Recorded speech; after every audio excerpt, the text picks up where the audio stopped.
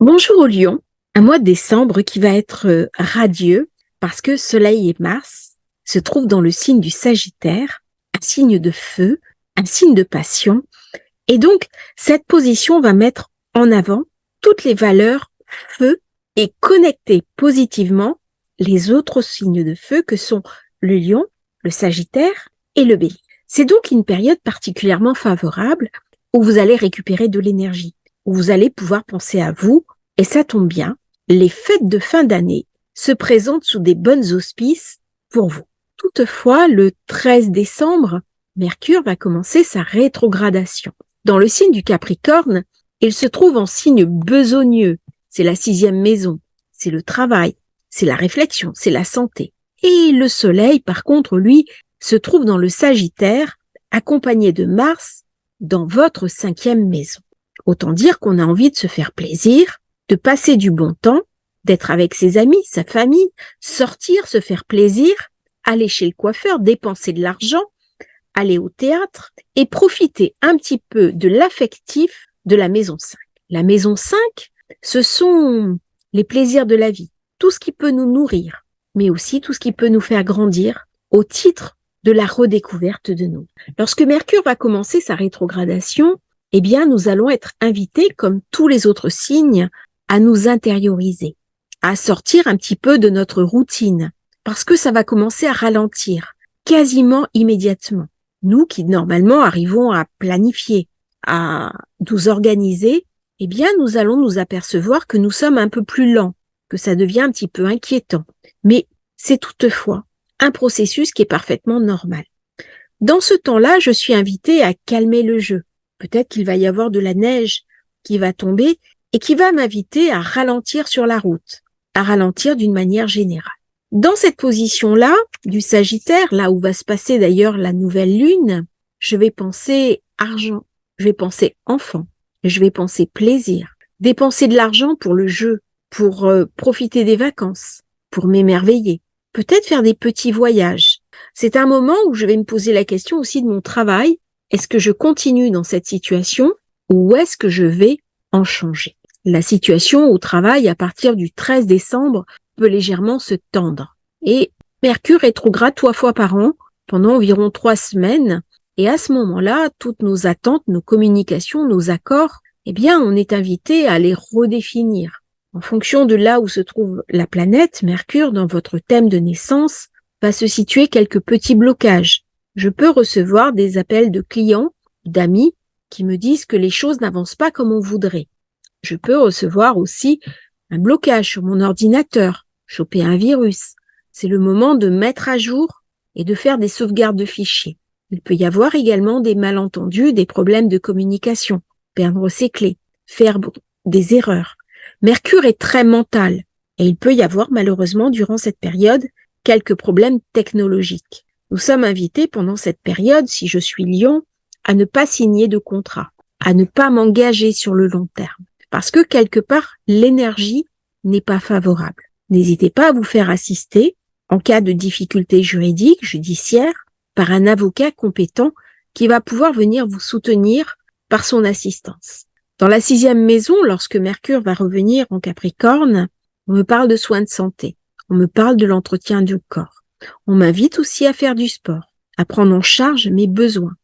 Vénus, elle, au contraire, la planète de l'amour, du désir, de la compatibilité, va entrer en Scorpion. Pour le signe du Lion, ce sont des amours passionnels, bénéfiques, qui vont mettre en évidence la 4e maison, la maison de la famille, de l'immobilier, mais aussi du passionnel. N'oublions pas que dès que j'ai affaire à du feu, il y a quelque chose qui me pousse en avant. Avec ce Soleil Mars en 5e maison, eh bien la question des enfants peut être posée. Vénus qui arrive dans la maison de famille, il y a quelque chose de la fête, quelque chose de la convivialité. On organise des fêtes pour recevoir des invités. Et les fêtes de fin d'année vont être plus importantes que ce que nous pensons.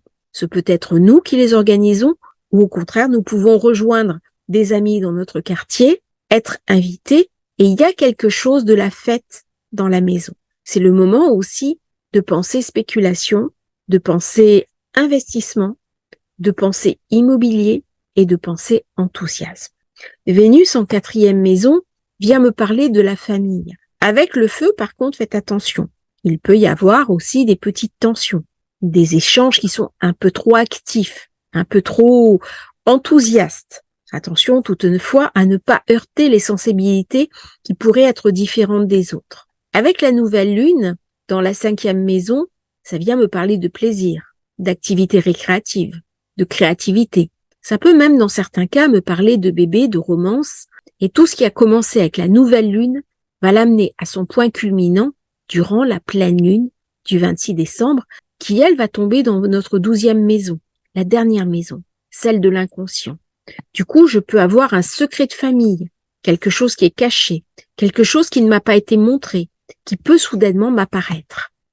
En fait, si je fais un travail sur moi, un travail psychanalytique, un travail d'analyse, un travail en transgénérationnel, eh bien, je suis en train de découvrir ce qui est révélé.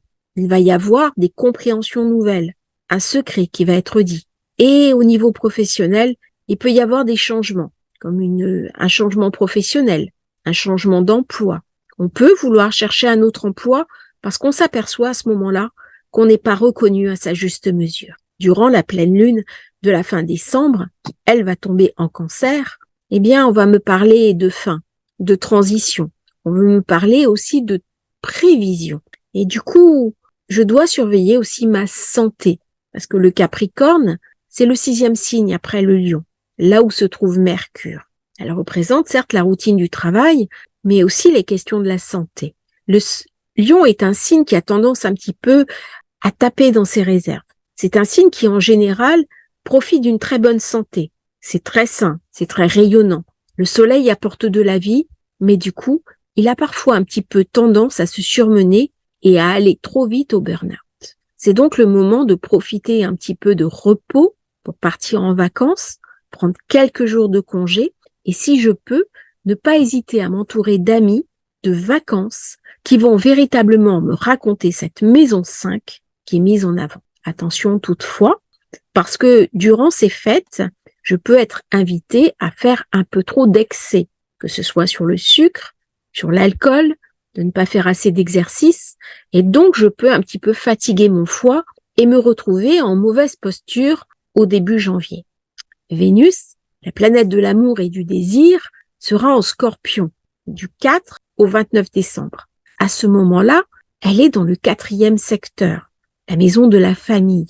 Il va donc y avoir des énergies très aimantes, compatibles avec la famille, on va pouvoir se divertir, partir en vacances avec eux, rejoindre une maison de famille, et c'est les moments parfaits pour les énergies du Sagittaire. Par contre, attention, dès qu'il est question de maison 5, il est question de bonne entente, mais il peut aussi être question de conflit de famille. Donc si j'ai des difficultés avec ma famille, si je ne suis pas en accord avec eux, eh bien c'est le moment de poser mes limites, de poser mes bases.